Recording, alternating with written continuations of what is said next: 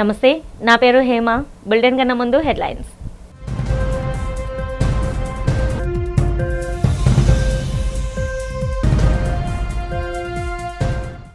నర్సరావుపేటలో రుణమేళ కార్యక్రమంలో పాల్గొన్న ముఖ్యమంత్రి చంద్రబాబు, కేంద్ర ఆర్థిక మంత్రి నిర్మలా సీతారామన్.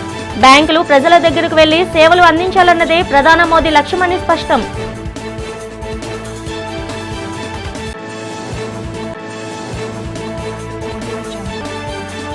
సిమ్స్ లో చేపడుతున్న ఉద్యోగ నియామకాలపై తనదైన శైలిలో మండిపడ్డ టీటీడీ మాజీ చైర్మన్ బోమన కరుణాకర్ రెడ్డి. ఇంటర్వ్యూల పేరిట తమ వారికి ఉద్యోగాలు కట్టబెట్టే ప్రక్రియకు కుట్ర పన్నారని విమర్శ.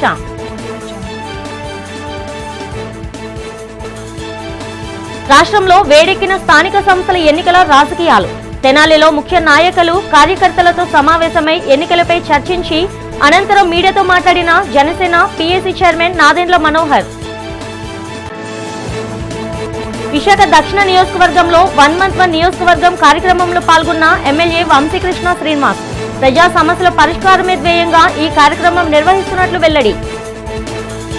పలనాడు జిల్లా నర్సరావుపేటలో నిర్వహించిన క్రెడిట్ అవుట్ రీచ్ కార్యక్రమంలో ముఖ్యమంత్రి చంద్రబాబు నాయుడు, కేంద్ర ఆర్థిక మంత్రి నిర్మలా సీతారామన్ పాల్గొని వివిధ రంగాలకు చెందిన 1.3 లక్షల మంది లబ్ధిదారులకు 3,216 కోట్ల రుణాలను అందజేశారు. ఈ సందర్భంగా సీఎం మాట్లాడుతూ బ్యాంకులు ప్రజల వద్దకే వచ్చి రుణాలు ఇవ్వడం శుభ పరిణామమన్నారు. ఇది రైతులు, మహిళలు, యువత ఎదుగుదలకు ఎంతగానో తోడ్పడుతుందన్నారు. డిజిటల్ బ్యాంకింగ్, జీఎస్టీ సంస్కరణలతో దేశ ఆర్థిక రంగాన్ని బలోపేతం చేసిన నిర్మలా సీతారామన్ను ఆయన కొనియాడారు. కేంద్ర ప్రభుత్వం అమరావతి, పోలవరం, విశాఖ స్టీల్ ప్లాంట్లకు ఆర్థిక సాయం అందించడంతో పాటు రాయలసీమను 40,000 కోట్లతో హార్టికల్చర్ హబ్గా మార్చేందుకు సహకరిస్తుందని సీఎం తెలిపారు. గత ప్రభుత్వ అప్పుల రీషెడ్యూల్ ద్వారా రాష్ట్రానికి 1,538 కోట్లు ఆదా అయ్యాయని చెప్పారు. అలాగే 99.5% లోన్ రికవరీతో దేశంలోనే అగ్రస్థానంలో ఉన్న డ్వాక్రా మహిళలను వ్యాపారవేత్తలుగా మార్చేందుకు 1 Family 1 Entrepreneur పథకాన్ని తెచ్చామన్నారు. ఈ రోజు క్రెడిట్ అవుట్ రీచ్ కార్యక్రమాన్ని నిర్వహిస్తున్నటువంటి డిపార్ట్మెంట్ ఆఫ్ ఫైనాన్షియల్ సర్వీసెస్ ని, ఎస్ఎల్బిసి, అదే మరి వివిధ బ్యాంకులన్నీ కూడా ముందుకొచ్చారు. ఎండీలు ఉన్నారు. వారందరికీ జిల్లా యంత్రాంగానికి మనస్ఫూర్తిగా అభినందనలు. రైతులు, మహిళలు, యువ పారిశ్రామికవేత్తలు, విద్యార్థులు, కళాకారులు, వీధి వ్యాపారులు, స్వయం సహాయ సంఘాలు, ఇలా అర్హులైన ప్రతి ఒక్కరికి రుణాలు అందించడమే ఈ కార్యక్రమం యొక్క ముఖ్యమైన ఉద్దేశం.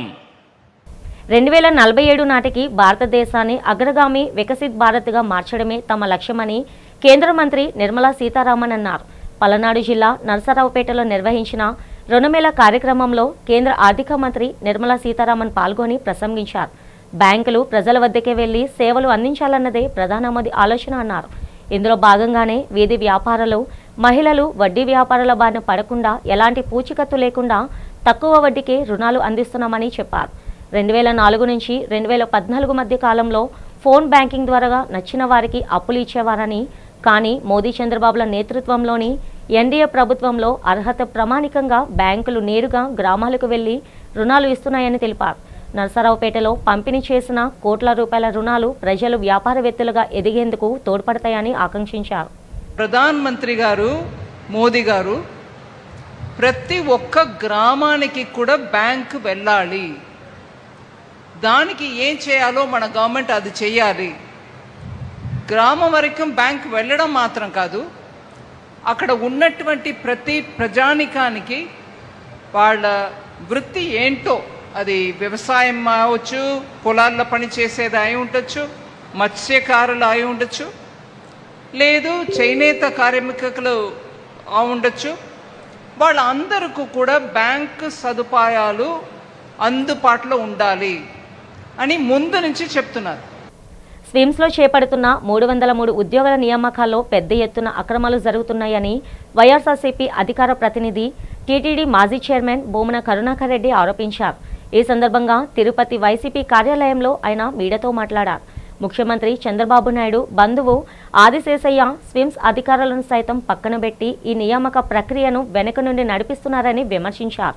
బోర్డు ప్రభుత్వ అనుమతులు లేకుండానే కొందరికి లబ్ధి చేకూర్చేలా విద్యార్హతలు, సిలబస్, వేతనాల్లో ఇష్టరాజ్యంగా మార్పులు చేశారని మండిపడ్డారు. రాత పరీక్ష, మెరిట్ను పక్కన పెట్టి ఇంటర్వ్యూల పేరుతో తమకు నచ్చిన వారికి ఉద్యోగాలు అమ్ముకునేందుకు కుట్ర పన్నారని దుయ్యబట్టారు. గతంలో జరిగిన టీటీడీ ఇంజనీరింగ్, వేద పారాయణదారుల నియామకాల్లోనూ కోట్ల రూపాయల అవినీతి జరిగిందని ఆరోపించిన భూమన నిరుద్యోగ యువతకు న్యాయం జరిగేలా స్విమ్స్ ఉద్యోగుల భర్తీతో పాటు మిగిలిన అన్ని వివాదాస్పద నియామకాలపై ప్రభుత్వం తక్షణమే ఉన్నత స్థాయి నిష్పాక్షిక విచారణ జరిపించాలని డిమాండ్ చేశారు. ఉద్యోగాల మాయాజాలం నడుస్తున్నది. వేదపారాయణదారుల దగ్గర నుంచి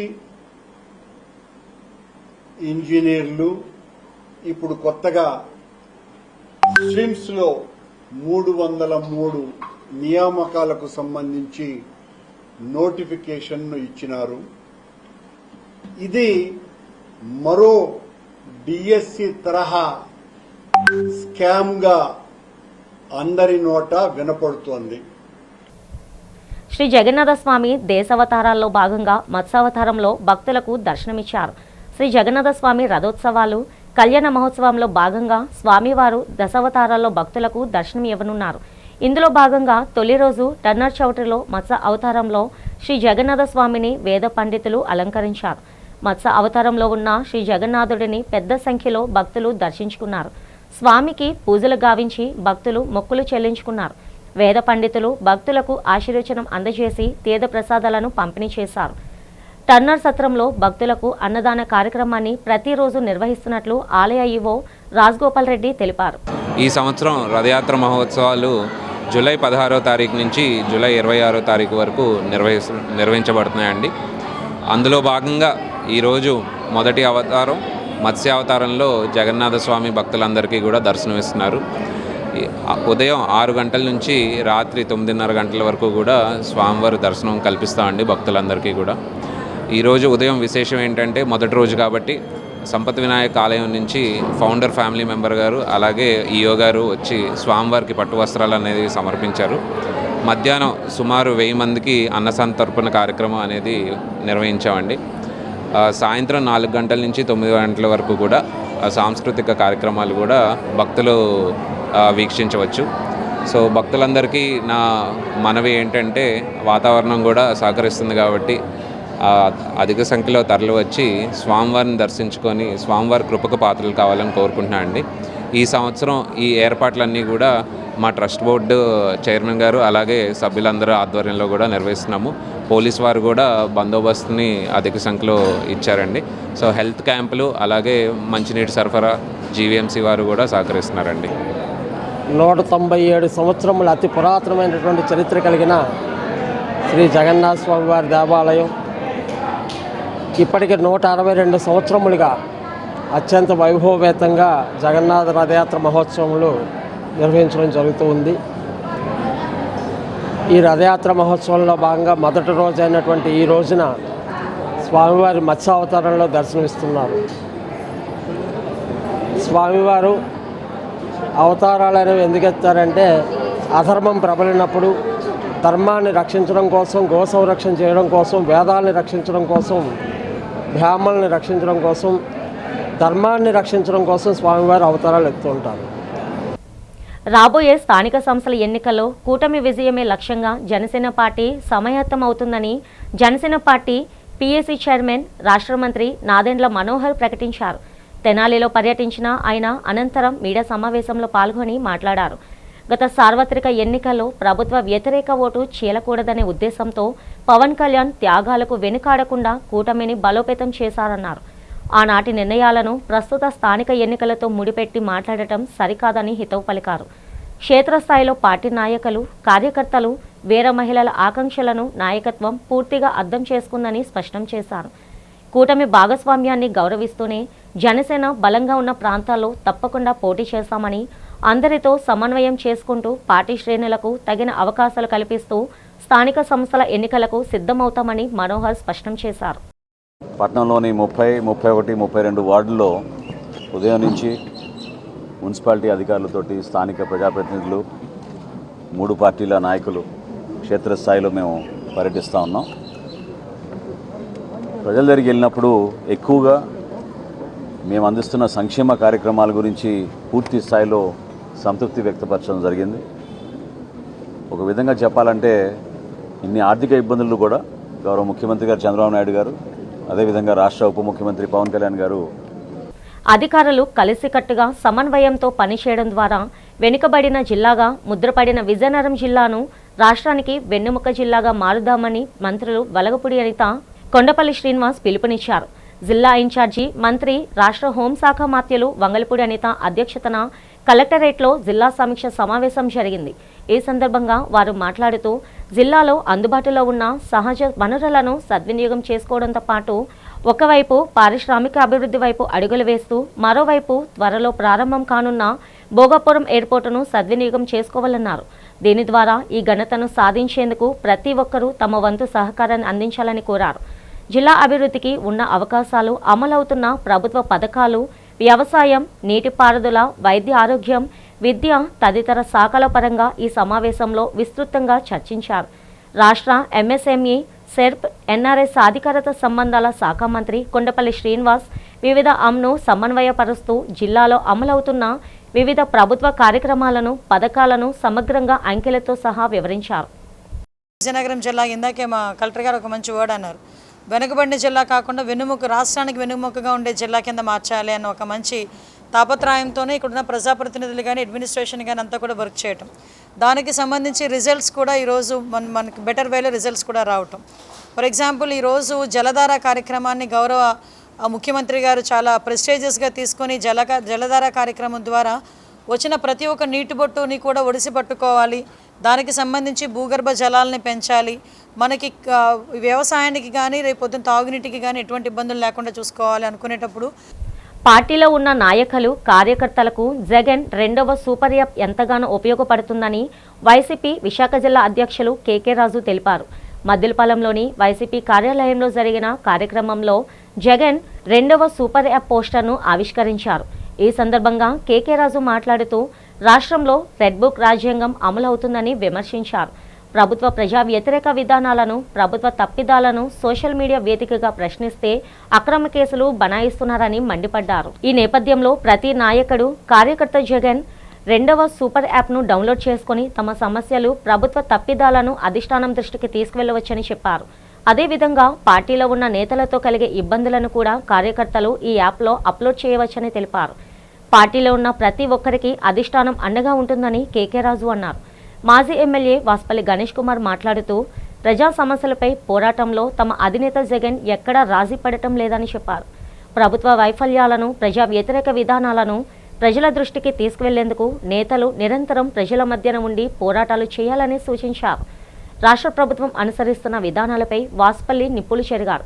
ఈ కార్యక్రమంలో వైసీపీ సీనియర్ నేతలు, ఆ పార్టీ అనుబంధ సంఘాల నాయకులు, క్రియాశీలక నేతలు పాల్గొన్నారు. ఎంత ఒత్తిడి తీసుకొచ్చినా ఈరోజు వైఎస్ఆర్ కాంగ్రెస్ పార్టీలో ఉన్న నాయకులు కానీ, కార్యకర్తలు కానీ, జగన్మోహన్ రెడ్డి గారి అభిమానులు కానీ ఎక్కడ అధైర్యపడకుండా ధైర్యంగా ఈరోజు ప్రజా సమస్యలపైన, ఈ రాష్ట్రంలో ప్రభుత్వం చేస్తున్న వ్యతిరేక విధానాలపైన మనం పోరాటం చేస్తూనే ఉన్నాం. ఈ క్రమంలో ప్రభుత్వానికి, పార్టీ నాయకుడికి, జగన్మోహన్ రెడ్డి గారికి కావచ్చు, పార్టీలో ఉన్న పెద్ద స్థాయిలో ఉన్న జనరల్ సెక్రటరీలు కావచ్చు, పార్టీ ఉపాధ్యక్షులు కావచ్చు, పార్టీ జిల్లా అధ్యక్షులు కావచ్చు, నియోజకవర్గ సమన్వయకర్తలు కావచ్చు, జగన్మోహన్ రెడ్డి గారి దగ్గర నుంచి ఏదైతే మన కమిటీలు నియామకం చేశామో, సచివాలయాల్లో ఉన్న అనుబంధ సంఘాల్లో ఉన్న సభ్యుడి దగ్గర నుంచి, బూత్ సభ్యుడి దగ్గర నుంచి జగన్మోహన్ రెడ్డి గారి వరకు కూడా 2 years అయిపోయింది, ఇంకా 3 years. ఈ 3 yearsలో కూడా నేను పిలుపునిస్తా ఉన్నాను మన విశాఖపట్నం జిల్లా నాయకులందరికీ కూడా. జగన్మోహన్ రెడ్డి గారు ఏ రకంగా అయితే అంత అగ్రెసివ్గా అయితే వెళ్తా ఉన్నారో ఏ కార్యక్రమంకైనా సరే, అంతే అగ్రెసివ్గా ఇక్కడ కూడా లోకల్ లీడర్షిప్ కూడా ప్రతి విషయం మీద కూడా స్పందించవలసిన బాధ్యత ఉంది. ప్రజా సమస్యల పరిష్కరించడమే లక్ష్యంగా 1 month 1 నియోజకవర్గం విజిట్స్ కార్యక్రమాన్ని నిర్వహిస్తున్నామని ఎమ్మెల్యే సిహెచ్ వంశీకృష్ణ శ్రీనివాస్ తెలిపారు. నియోజకవర్గంలోని జోనల్ కార్యాలయంలో 1 month 1 నియోజకవర్గ 4 విజిట్ కార్యక్రమాన్ని నిర్వహించారు. ఈ కార్యక్రమంలో ప్రజలు పెన్షన్లు, ఇళ్ల కోసం మరికొందరు కొన్ని సమస్యలను పరిష్కరించాలని కోరుతూ దరఖాస్తులు అందజేశారు. ఈ కార్యక్రమంలో ఎమ్మెల్యేతో పాటు జిల్లా joint collector Vidyadhari, RDO Dilip Chakravarthi, zonal commissioner Mallaiah Naidu, పలువురు అధికారులు పాల్గొన్నారు. ఈ సందర్భంగా ఎమ్మెల్యే వంశీకృష్ణ మాట్లాడుతూ తమ దృష్టికి వచ్చిన ప్రజా సమస్యలన్నిటినీ పరిష్కరించేందుకు కార్యాచరణ ప్రణాళిక రూపొందిస్తున్నామని చెప్పారు. హౌసింగ్ దరఖాస్తులను పరిశీలించి తగు న్యాయం చేస్తామని హామీ ఇచ్చారు. జిల్లా జాయింట్ కలెక్టర్ విద్యాధరి మాట్లాడుతూ గ్రీవెన్స్లో వచ్చే సమస్యలను పరిష్కరించే విధంగా అధికారులకు ఆదేశాలు జారీ చేశామన్నారు. ఇక వచ్చే 3 వారాలు గ్రీవెన్స్ నిర్వహించి ప్రజా సమస్యలు తెలుసుకుంటామన్నారు. సౌత్ నియోజకవర్గంలో పబ్లిక్ ఉన్నటువంటి సమస్యల మీద గ్రీవెన్స్ నిర్వహించడం జరిగింది. ఈ కార్యక్రమంలో జేసీ గారు, ఆర్డీఓ గారు, జెడ్సీ గారు, ఇంకా వివిధ శాఖలకు సంబంధించిన అధికారులందరూ కూడా పాల్గొనడం జరిగింది. వరుసగా 4 శుక్రవారాలు ఈ నియోజకవర్గానికి సంబంధించినటువంటి సమస్యల మీద, ప్రజా సమస్యల మీద, ఏ అయితే విషయం అన్నిటి మీద కూడా ఈ కార్యక్రమం జరుగుతూ ఉంది. ప్రతి ఒక్కరు కూడా నియోజకవర్గంలో ఉన్నటువంటి మీ పర్సనల్ కావచ్చు, లేకపోతే ఏ సమస్య ఉన్నా కూడా ఇక్కడికి తీసుకొచ్చి మీ సమస్యలన్నీ కూడా పరిష్కరించే దిశగా గౌరవ ముఖ్యమంత్రి గారు, డిప్యూటీ సీఎం గారి యొక్క ఆదేశాల మేరకు ఈ కార్యక్రమాలు జరుగుతున్నాయి. కాబట్టి ప్రతి ఒక్కరు కూడా వచ్చి మీ సమస్యలు చెప్పుకొని పరిష్కరించే దిశగా మీరందరూ కూడా ప్రయత్నం చేసుకోవాలని చెప్పేసి మనస్ఫూర్తిగా కోరుకుంటున్నాం. ఈ నియోజకవర్గంలో ముఖ్యంగా మౌలిక సదుపాయాల రోడ్లన్నీ కూడా దాదాపుగా కంప్లీట్ చేయడం జరిగింది. ఇంకెక్కడైనా మేజర్గా వస్తున్న ఇష్యూలు ఏంటంటే హౌసు, రేషన్ కార్డు కూడా కాదు, పెన్షన్స్, హౌసు పెన్షన్స్ చాలా ఎక్కువగా ఉన్నాయి. అలాగే ఎండోమెంట్ సమస్య ఒకటి ఉంది. ఇవన్నీ కూడా జేసీ గారి దృష్టికి తీసుకెళ్ళడం జరిగింది. ఆల్రెడీ ఎండోమెంట్ సమస్య పరిష్కార దిశగా నడుస్తూ ఉంది. మనము state government 1 month 1 village 1 constituency ప్రోగ్రాంలో మన జిల్లాలో మొదటిగా భీమిలి, తర్వాత ఈస్ట్, ఇప్పుడు సౌత్ కాన్స్టిట్యున్సీలో ఈ రెవెన్యూ గ్రీవెన్సెస్ ప్రోగ్రామ్ అనేది స్టార్ట్ చేయడం జరిగింది. అయితే మనకందరికీ తెలిసిందే సౌత్ మోస్ట్లీ అర్బన్గా ఉంటుంది కాబట్టి ఇక్కడ రెవెన్యూ సమస్యలే కాకుండా అర్బన్ రిలేటెడ్ ఇష్యూస్ చాలా వరకు వచ్చాయి. గౌరవ ఎమ్మెల్యే గారు, జేసీ, నేను and RDO both urban and revenue ఈ 2 డిపార్ట్మెంట్స్ కూడా కూర్చొని ఇక్కడ గ్రీవెన్సెస్ స్వీకరించడం జరిగింది. ఈ రోజుకి చూసుకుంటే మనకి 64 గ్రీవెన్సెస్ ఇప్పటి వరకు వచ్చి ఉన్నాయి. వీటన్నిటిని సెగ్రిగేట్ చేసి ఎక్కడెక్కడైతే సర్వీసెస్ ఉంటాయో ఆ గ్రీవెన్సెస్ని సర్వీసెస్గా కన్వర్ట్ చేయడం జరుగుతుంది. రక్తదానం చేసి మరొకరి ప్రాణాలు నిలిపేందుకు ప్రతి ఒక్కరూ ముందుకు రావాలని డిఎస్ఏ వెల్ఫేర్ అసోసియేషన్ అధ్యక్షులు వెంకట్ పిలుపునిచ్చారు. Vizag pin group, DSA welfare association సంయుక్త ఆధ్వర్యంలో నగరంలో మెగా రక్తదాన శిబిరం జరిగింది. ఈ శిబిరంలో అనేక మంది స్వచ్ఛందంగా పాల్గొని రక్తాన్ని దానం చేశారు. ఈ సందర్భంగా వెంకట్ మాట్లాడుతూ రక్తపు నిల్వల కొరత లేకుండా అత్యవసర సమయాల్లో అందుబాటులో ఉండే విధంగా దాతలు ముందుకు రావాలన్నారు. దాతలు ఇచ్చే రక్తదానంతో ఎందరో ప్రాణాలను కాపాడటం సాధ్యపడుతుందన్నారు.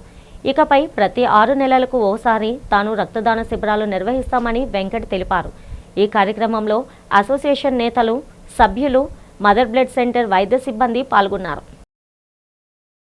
వైజాగ్ ఫిన్ తరపున డిఎస్ఏ వెల్ఫేర్ అసోసియేషన్ అని మా అసోసియేషన్లో 1200 మెంబర్స్ ఉన్నారు. అఫీషియల్గా, అన్అఫీషియల్గా 4000 మంది పైగా ఉన్నారు. మేమందరం కలిసి ఒక రక్తదాన శిబిరాన్ని, మెగా బ్లడ్ డొనేషన్ క్యాంప్ అనేది ఈరోజు జరిపించడం జరుగుతుంది. దొండపర్తిలో ఉన్న శ్రీంకా గ్యాండ్ హోటల్ అనే ఈ హోటల్లో జరిపించడం జరుగుతుంది. సో ప్రతి ఒక్కరూ వచ్చి మీరు బ్లడ్ డొనేట్ చేసి సమాజాన్ని కాపాడవలసిందిగా కోరుకుంటున్నాం. వైజాగ్ ఫిన్ వెల్ఫేర్ తరఫు నుంచి బ్లడ్ క్యాంపు జరిపించడం జరుగుతుందండి. కావున ఈ కార్యక్రమానికి సిపి గారిని చీఫ్ గెస్ట్గా ఇన్వైట్ చేయడం జరిగింది. సో మేమందరం కూడా రిక్వెస్ట్ చేసేది బ్యాంకర్స్, డిఎస్ఎస్, అలాగే ఈ యొక్క ఎన్బిఎఫ్సిస్ అందరూ కూడా ఈ కార్యక్రమానికి వచ్చి రక్తదానం చేసి 10 మంది ప్రాణాలు సేవ్ చేయాల్సిందిగా కోరుతున్నాం. మేము ఇంతకుముందు 3 సంవత్సరాల నుంచి పలు రకాల కార్యక్రమాలు చేసాం. పిక్నిక్ అని, మజ్జిగ దానం అని, ఇలాంటివన్నీ. ఈసారి ఏంటంటే జనాలకు ఉపయోగపడాలి, ప్రజలకు ఉపయోగపడాలనే ఉద్దేశంతో, సదుద్దేశంతో ఈ బ్లడ్ బ్యాంక్ అనేది కండక్ట్ చేయడం జరుగుతుంది. దీనికి మన సిపి గారిని కూడా చీఫ్ గెస్ట్గా పిలిచాం. ఆయన కూడా వస్తున్నారు. సో మీ మీడియా ద్వారా ప్రజలకు అందజేయవలసిన వార్త ఏంటంటే అందరినీ వచ్చి సహకరించవలసిందిగా. సార్కోమా లాంటి అరుదైన క్యాన్సర్పై ప్రజల్లో అవగాహన పెంపొందించాల్సిన అవసరం ఉందని Medicover cancer institute medical oncologist doctor Ventrapati Pradeep తెలిపారు. ఆసుపత్రిలో జరిగిన మీడియా సమావేశంలో ఆయన మాట్లాడుతూ ప్రతి ఒక్కరూ క్యాన్సర్ పట్ల అవగాహన పెంపొందించుకోవాలన్నారు. సార్కోమా అనేది ఎముకలు, కండరాలు, కొవ్వు, కణజాలం, నరాలు, రక్తనాళాలు, టెండనుల వంటి కణజాలాల నుంచి వచ్చే అరుదైన క్యాన్సర్ అని చెప్పారు. ఇది చిన్నారుల నుండి వృద్ధుల వరకు ఏ వయసులోనైనా రావచ్చని తెలిపారు.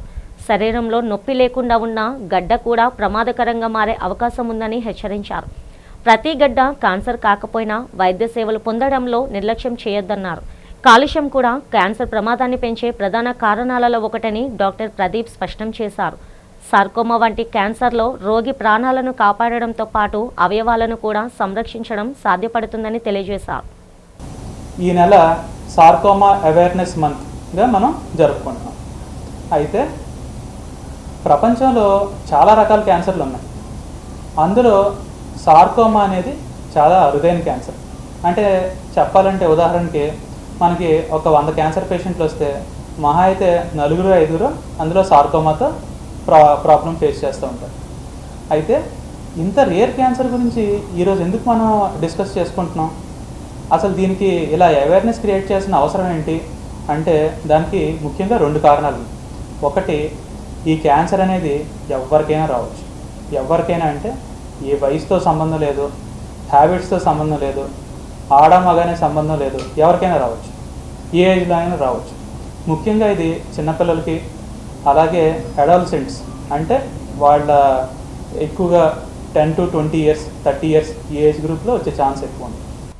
రైల్వే ప్రమాదాల నివారణ, ప్రయాణికుల భద్రతే తమ ప్రధాన లక్ష్యమని సౌత్ కోస్ట్ ఎల్ఆర్ఎస్ఏ యూనియన్ నేత సిహెచ్ నరసింగరావు తెలిపారు. నగరంలో సౌత్ కోస్ట్ ఎల్ఆర్ఎస్ఏ యూనియన్ మహాసభలు జరిగాయి. ఈ సందర్భంగా నరసింగరావు మాట్లాడుతూ రైల్వేలో ప్రమాదాలు జరగడానికి ప్రధాన కారణం కేంద్ర ప్రభుత్వ నిర్లక్ష్య వైఖరమేనని మండిపడ్డారు. అరకొర సిబ్బందితో రైల్వే వ్యవస్థ నడుస్తుందని చెప్పారు. రైల్వే సిబ్బందిపై విపరీతమైన పని ఒత్తిడిని పెంచి రోజుకి 16 గంటల పైగా పని చేయిస్తున్నారని చెప్పారు. భారతీయ రైల్వేలో ఖాళీగా ఉన్న 49,000 పోస్టులను భర్తీ చేసి ప్రస్తుత పనిచేస్తున్న ఉద్యోగులపై పని భారం తగ్గించాలన్నారు. ఈస్ట్ కోస్ట్ కేంద్రంగా రైల్వే జోన్ ఏర్పాటు చేసినట్లే రైల్వే రిక్రూట్మెంట్ బోర్డును కూడా ప్రభుత్వం ఇక్కడ ఏర్పాటు చేయాలని నరసింగరావు డిమాండ్ చేశారు. సౌత్ కోస్ట్ ఎల్ఆర్ఎస్ఏ యూనియన్ మహాసభల కన్వీనర్ మాట్లాడుతూ రైల్వే క్రూ సిబ్బంది 16 గంటలకు పైగా పని చేస్తున్నారని చెప్పారు. ఎన్నో సేఫ్టీ కమిషన్లు ప్రభుత్వానికి క్రూ సిబ్బంది 8 గంటలకు పైగా పని చేయరాదని సూచించారని గుర్తు చేశారు. అయినప్పటికీ విపరీతమైన పని ఒత్తిడి పడడం వలన క్రూ సిబ్బంది తీవ్ర ఇబ్బందులకు గురవుతున్నారని చెప్పారు. రైల్వే క్రూ సిబ్బంది సమస్యల పరిష్కారానికి కేంద్ర చర్యలు చేపట్టాలని డిమాండ్ చేశారు. సౌత్ కోస్ట్ ఎల్ఆర్ఎస్ఏ జోన్ కాన్ఫరెన్స్ విశాఖపట్నంలో జరుగుతూ ఉంది. ఇది ఎంతో సంతోషకరం. ఎల్ఆర్ఎస్ఏకి చాలా గొప్ప చరిత్ర అనేది ఉంది. 1973-74 కాలంలో 10 గంటల దగ్గర నుంచి ఈ రోజు వరకు జరిగిన మహత్తర పోరాటాల చరిత్ర ఎల్ఆర్ఎస్ఏది. అది ఇక్కడ జరగడం సంతోషకరం. ఇప్పుడు కూడా రైల్వేలో ప్రమాదాలు జరగకూడదు, రైల్వేలో భద్రత కావాలి అనేది వారి యొక్క ప్రధానమైన నినాదం. ఆ భద్రతకి నిర్లక్ష్యం వల్లనే ఈరోజు రిక్రూట్మెంట్ అనేటువంటిది లేదు. ఈ క్రూతోని ఈ రోజుకి కూడా మాకు 12 గంటలు, 13 గంటలు, 14 గంటలు, 16 గంటలు కూడా పనిచేయించే పరిస్థితులు అయితే ఉన్నాయి. ముఖ్యంగా విశాఖపట్నం డివిజన్లో 40% క్యాడర్తో పనిచేస్తున్నారు. 10 మంది ఉండాల్సిన ప్లేస్లో 4 లోకో పైలట్లతోనే పనిచేస్తున్నాం. దాని మూలంగా మాకేంటంటే 20 గంటలు కూడా పనిచేయాల్సి వస్తుంది. ఎన్నో సేఫ్టీ కమిటీస్ 8 అవర్స్ కన్నా వీళ్ళతో ఎక్కువ పని తీసుకోకూడదని చెప్పినప్పటికీ కూడా మాతోనేమో ఇన్ని లాంగ్ అవర్స్ చేయించడం వల్ల మేము ఏంటంటే 8 అవర్స్ కన్నా ఎక్కువ మాతో పని తీసుకోకూడదని మేము డిమాండ్ చేస్తున్నాం. అలాగే ఎన్నో సేఫ్టీ కమిటీస్ 2 నైట్స్ కన్నా కంటిన్యూస్గా వీళ్ళతో ఎక్కువ డ్యూటీ తీసుకోకూడదు. విశాఖ పశ్చిమ నియోజకవర్గం పరిధి మల్కాపురం గొల్లెలపాలెంలో స్థానిక శాసనసభ్యుడు గణబాబు చేతుల మీదుగా పలు అభివృద్ధి సేవా కార్యక్రమాలు ప్రారంభమయ్యాయి.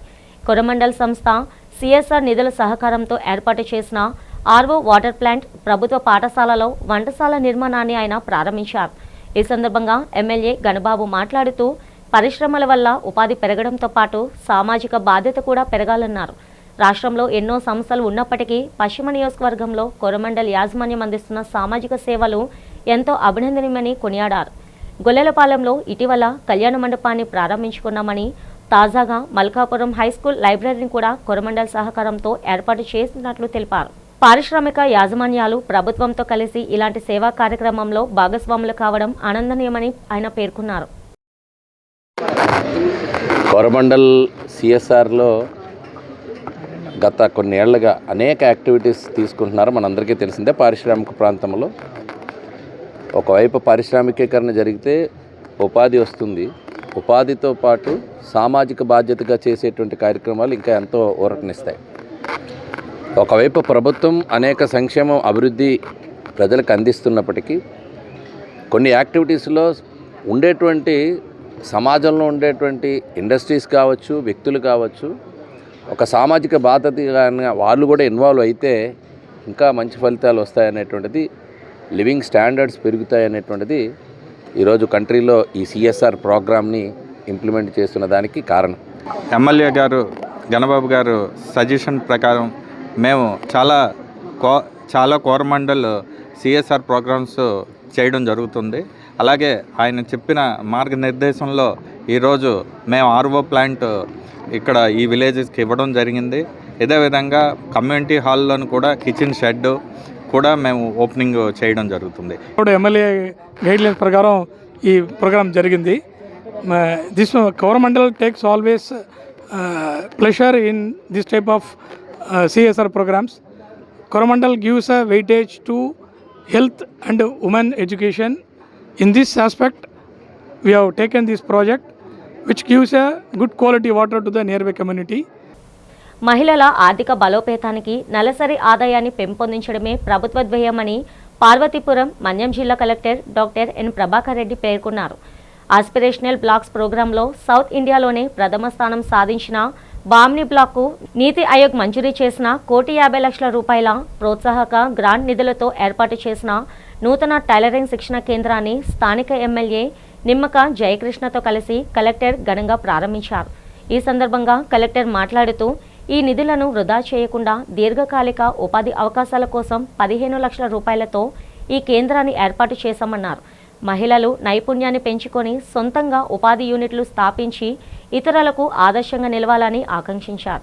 అనంతరం ఎమ్మెల్యే నిమ్మక జయకృష్ణ మాట్లాడుతూ బామిని బ్లాక్ దక్షిణ భారతదేశంలోనే నెంబర్ 1 స్థానాన్ని సాధించడం ఈ ప్రాంతానికి గర్వకారణమన్నారు. మహిళల జీవనోపాధి కోసం వెలుగు విభాగం ఆధ్వర్యంలో ఏర్పాటు చేసిన ఈ శిక్షణ అవకాశాన్ని మహిళలంతా సద్వినియోగం చేసుకొని ఆర్థికంగా ఎదగాలని పిలుపునిచ్చారు. కుట్టు మిషన్తో పాటుగా ఎంబ్రాయిడరీ కానీ అలాగే ఇవన్నీ కూడా లేటెస్ట్ టెక్నాలజీ ఏదైతే ఉందో దాన్ని మీరు అప్లై చేయడం వల్ల మీరు ఆర్థికంగా బలోపేతం అవుతారు. మరి కలెక్టర్ గారు అన్నట్టుగా గ్రామ స్థాయిలో ఏమైనా అక్కడే కాకుండా అక్కడే ఉండిపోకుండా బల్క్ ఆర్డర్స్ ఏమైనా మనం అది కూడా ఆ దిశగా మీరు కూడా వీడి గారు ప్రయత్నం చేయాలి. ఇది యాస్పిరేషన్ బ్లాక్ మనం ప్రత్యేక శ్రద్ధతో ఇక్కడ డెవలప్ చేస్తూ ఉన్నాం. సో మనం కుట్టినటువంటివి బయట అమ్మడానికి వీలుగా మార్కెటింగ్ ప్లాన్ కూడా మనం తయారు చేసుకుంటూ ఉన్నాం. మొట్టమొదటిసారిగా ఆ సపోర్ట్ కూడా మీకు అంటే రెడీమేడ్ డిమాండ్ కుట్టడానికి పని కూడా రెడీమేడ్గా. బులెటిన్ ముగుస్తున్న హెడ్లైన్స్ మరోసారి.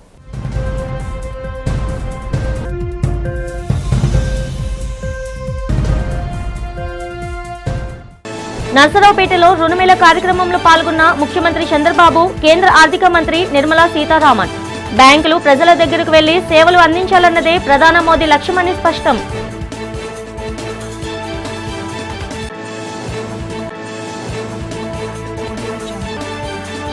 సిమ్స్లో చేపడుతున్న ఉద్యోగ నియామకాలపై తనదైన శైలిలో మండిపడ్డ టీటీడీ మాజీ చైర్మన్ బోమన కరుణాకర్ రెడ్డి. ఇంటర్వ్యూల పేరిట తమ వారికి ఉద్యోగులు కట్టబెట్టే ప్రక్రియకు కుట్ర పన్నారని విమర్శ.